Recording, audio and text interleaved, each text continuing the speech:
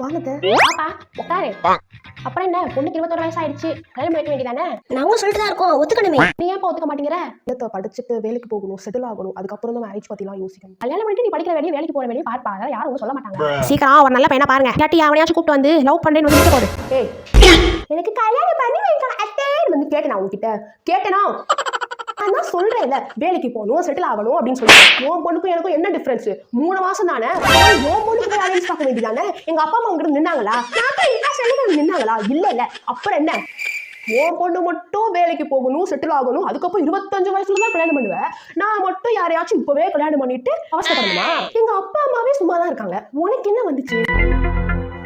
என்னமோ சொன்னியே, கல்யாணம் ஆனதுக்கு அப்புறம் வேலைக்கு போ, அப்படி இல்லையா இன்னொரு டிகிரி போட்டு படி அப்படின்னு சொல்ற. நீ படிக்க வேண்டியதானே? அதை உன் மாமி அவளை விடல இல்ல படிக்கிறதுக்கும் வேலைக்கு போறதுக்கும். அதுக்கு முன்னாடி நாங்க வேலைக்கு போக விடுறா பொண்ணு மட்டும் சொல்லுவானுங்க. ஆனா கல்யாணம் பண்ணதுக்கு அப்புறம் அதெல்லாம் முடியாது. எப்பா குடும்பத்தை பாருப்பா, குடும்பம் தான்ப்பா முக்கியம், குழந்தைய பெத்துக்கோப்பா அப்படின்னு சொல்லுவானுங்க. அப்படியே எல்லாருமே சேர்ந்து பிரெயின் வாஷ் பண்ணுவானுங்க. நம்மளே ஒரு செகண்ட் சி நம்ம குடும்பம் தான்ன்ற அளவுக்கு நம்ம அப்படியே நம்ம தற்கூலி ஆக்கிடுவானுங்க. இதெல்லாம் தேவையா? நான் உங்ககிட்ட வந்து கேட்டேனா, நீ ஏன் தேவையில்லாத வேலை பாக்குற?